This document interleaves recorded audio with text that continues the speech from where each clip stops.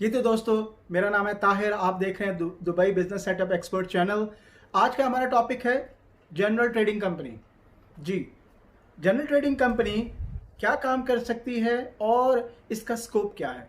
याद रखिए, general trading company में जनरल आइटम्स की एक तवील लिस्ट है जो आप जनरल ट्रेडिंग एलएलसी लाइसेंस हासिल करके वो तमाम चीज़ें इंपोर्ट एक्सपोर्ट सप्लाई इवन आप जो है मुख्तलिफ डिस्ट्रीब्यूशंस और दीगर काम जो है वो कर सकते हैं। ये एक बेहतरीन ऑप्शन है उन लोगों के लिए जो सोचते हैं कि वो दुबई में कोई भी प्रोडक्ट, चाहे वो राइस है, चाहे वो फ्लोर है, बहुत सारे स्पाइसेस वगैरह वगैरह वगैरह बहुत सारे आइटम्स हैं। यानी अगर आप किसी भी हाइपर मार्केट में चले जाएं और उस हाइपर मार्केट में जितना प्रोडक्ट पड़ा हुआ है वो तमाम का तमाम, ऑलमोस्ट तमाम का तमाम, बगैर किसी अलहदा से अप्रूवल के आप वो तमाम का तमाम इंपोर्ट भी कर सकते हैं, एक्सपोर्ट भी कर सकते हैं, आप सप्लाई भी कर सकते हैं। इसका एक स्कोप काफ़ी बड़ा है, इसलिए आपको जब भी दुबई में खास बिजनेस समझते हैं, आप कुछ आपके पास ऐसे आइटम्स हैं जो आप समझते हैं आप इंपोर्ट कर सकते हैं या आपके पास सोर्स ऐसा है कि जहां से आपको बहुत अच्छा रेट मिल सकता है, तो आपको चाहिए कि आप दुबई में जनरल ट्रेडिंग एलएलसी लाइसेंस बनाइए। ये एक बेहतरीन ऑप्शन है। यकीनन दुबई पूरी दुनिया में एक बिजनेस हब के तौर पर जाना जाता है। उसकी क्या वजह है? उसकी वजह यहाँ के मेयार हैं, यहाँ के शॉपिंग फेस्टिवल्स हैं और यहाँ पर बिजनेस स्पीड है। जी, जब भी आप यहाँ पर अपना कोई भी प्रोडक्ट लेकर आते हैं, यकीनन वो प्रोडक्ट अगर आपका खुद का है तो आपको ब्रांड रजिस्ट्रेशन की तरफ जाना चाहिए, नहीं तो आप वो प्रोडक्ट यहाँ इंपोर्ट कीजिए और यहाँ पर मुख्तलिफ स्टोर्स पर सप्लाई करके या अपना जनरल स्टोर बनाकर, हाइपर मार्केट बनाकर आप यकीनन उसको सेल कर सकते हैं और बहुत अच्छे मार्जिन्स कमा सकते हैं। तो देखते हैं कि जनरल ट्रेडिंग कंपनी बनाने के लिए क्या तरीक़ेकार होता है और हमें कौन कौन सी चीज़ों का ख्याल रखना चाहिए। सबसे पहले नंबर 1, आपके पास एक अगर कोई पार्टनर है तो वेल एंड गुड। अगर आप अकेले हैं, मैं यहाँ पे वाज़ेह कर देता हूँ कि अगर तो आप अकेले हैं तो भी ठीक है, अगर आप 2 लोग हैं तो भी ठीक है, क्योंकि ये सिर्फ एलएलसी लाइसेंस ही बनेगा। ये अगर तो अगर किसी लोकल के नाम पर कंपनी बन रही है तो यकीनन वो सोल इस्टेब्लिशमेंट हो सकती है और उसके ऊपर अखराजात भी कम आते हैं। लेकिन क्योंकि जितने एक्सपैट हैं बाहर से, इंडिया, पाकिस्तान, बला बला बला, कहीं से भी अगर कोई फॉरनर्स हैं और वो यहाँ आकर, दुबई में आकर जनरल ट्रेडिंग का लाइसेंस बनाते हैं तो ये इसका जो फॉर्मेशन है वो एलएलसी ही बनेगा। सबसे पहला स्टेप, आप तमाम जितने पार्टनर्स हैं उनका पासपोर्ट कॉपी, वीज़ा कॉपी मौजूद होना चाहिए और लोकल का पासपोर्ट कॉपी और आईडी कार्ड की कॉपी जो है वो मौजूद होना चाहिए। सबसे पहला स्टेप है इनिशियल अप्रूवल। जी, सबसे पहले आपको डॉक्यूमेंट अपने प्रेजेंट करके दुबई इकोनॉमिक डिपार्टमेंट में इनिशियल अप्रूवल लेना चाहिए। इनिशियल अप्रूवल लेने के बाद आपको, या उससे पहले भी, आप कंपनी नेम जो है वो डिसाइड कर सकते हैं। कंपनी नेम जो है वो आप रिजर्व करवा सकते हैं। यहाँ पर मैं मेंशन ज़रूर करूँगा, मेरी दूसरी वीडियोस के अंदर भी मैंने इस बात की बड़ी ताकीद की है कि जब भी आपकी ये सोच हो कि भाई हमने कंपनी का लाइसेंस भी बनाना है और अखराजात को भी कंट्रोल करना है, पैसे भी कम से कम खर्च हों और इस तरीके से, तो फिर यकीनन आप, बेहतर तो ये है कि किसी बेहतर कंसल्टेंट का जो है वो इंतखाब कर लिया जाए, और नहीं तो आप खुद भी करना चाहें तो बिल्कुल कर सकते हैं।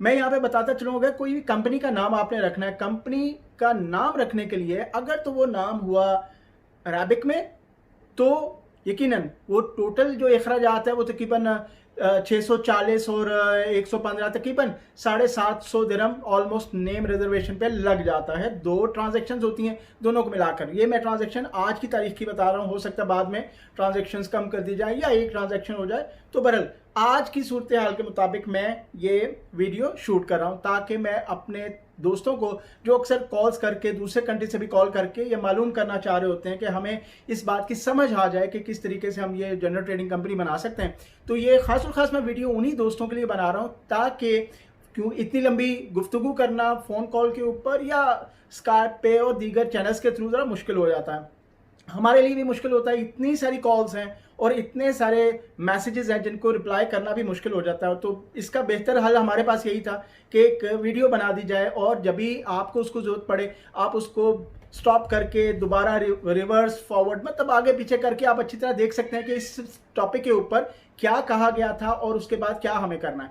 तो पहला स्टेप आपने अगर ले लिया इनिशियल अप्रूवल का, तो कंपनी का नेम उसके बाद रिजर्व करवाइए। कंपनी नेम रिजर्व करवाने के लिए मैंने आपको आइडिया दिया कि तकरीबन 750 दिरहम के करीब लग जाते हैं अगर आप अरेबिक में नाम लें तो, या वो नाम जो आपका अपना पासपोर्ट के ऊपर दर्ज है वो भी आपको सेम में रहेगा, मतलब चार्जेस सेम आएंगे और लाइफ टाइम फ्री रहेगा।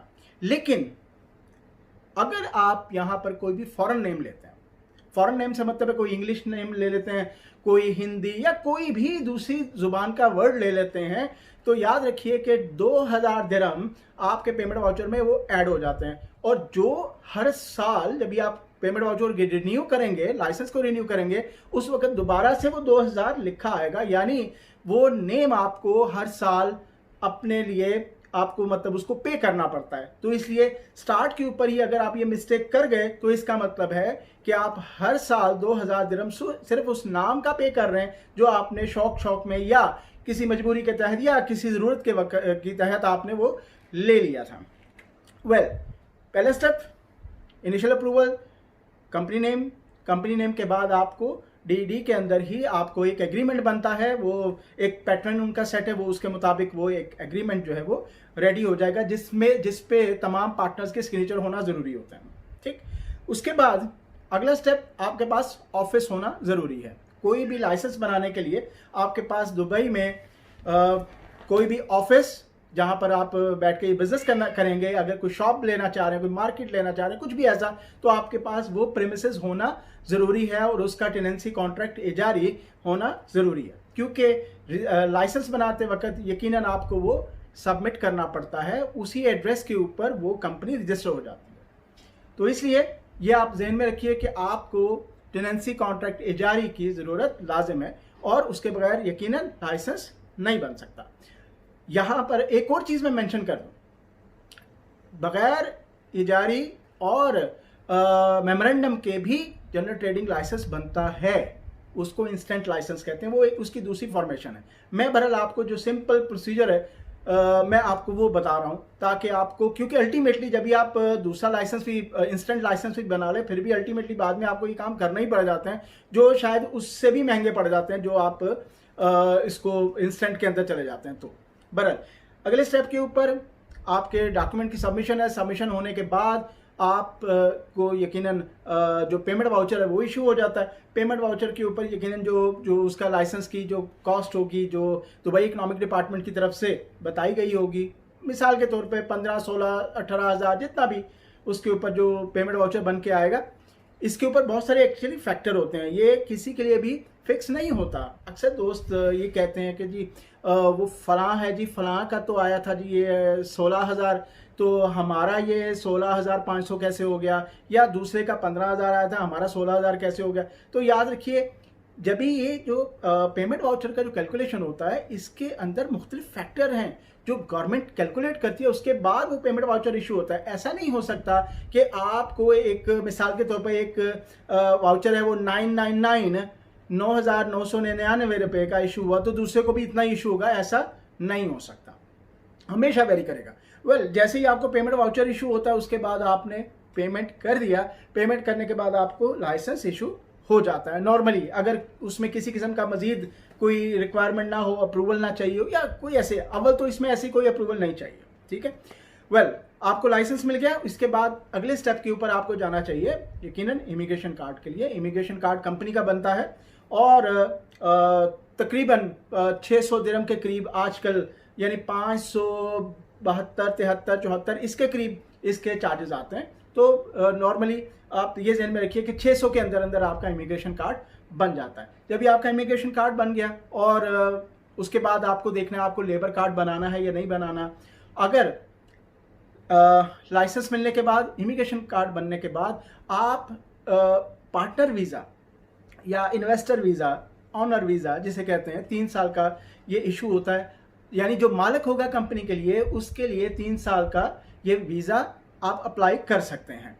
और वीज़ा जैसे ही आपको आपका खुद का वीज़ा मिल जाता है और उसके कुछ दिन के बाद क्योंकि आपको medical, ID, visa, pacing, insurance, ये सारे प्रोसीजर से गुजरना पड़ता है। इसको मुकम्मल करने के बाद जैसे ही आपको आपका एमरेट्स आईडी रिसीव होता है, फिर आप बैंक में अपनी कंपनी का बैंक अकाउंट अप्लाई कर सकते हैं। उससे पहले ऑफ कोर्स अप्लाई नहीं हो सकता, क्योंकि हर बैंक आपका Emirates ID, valid Emirates ID मांगेगा बैंक अकाउंट खोलने के लिए भी। तो इसलिए ये ज़हन में रखिए, जब भी आपको लाइसेंस बनाकर बैंक के लिए अकाउंट अप्लाई करना है तो आपका एमरेट्स आईडी होना ज़रूरी है।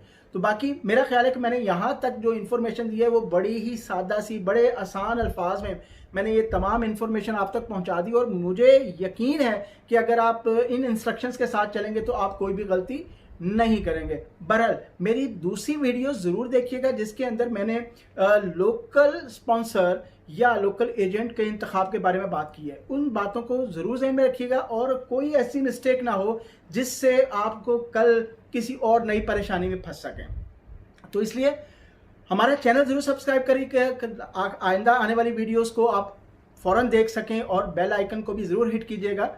और मज़ीद अगर आपको कोई सवाल हो, और या आप किसी पहले से परेशानी में गिरफ्तार हो और आपने कोई पहले से जनरल ट्रेडिंग का लाइसेंस बनाया या कोई और लाइसेंस बनाया, और आपके पास कोई ऐसा शख्स नहीं है कि जो आपको बेहतर मशवरा दे सके, गाइड कर सके, तो बिल्कुल आप हमसे रब्ता कर सकते हैं। मेरे कमेंट बॉक्स में भी आप लिख सकते हैं, और आप व्हाट्सएप और कॉल के ऊपर ऑफ कोर्स आप रब्ता कर सकते हैं। न्यू गोल्ड सूक बर दुबई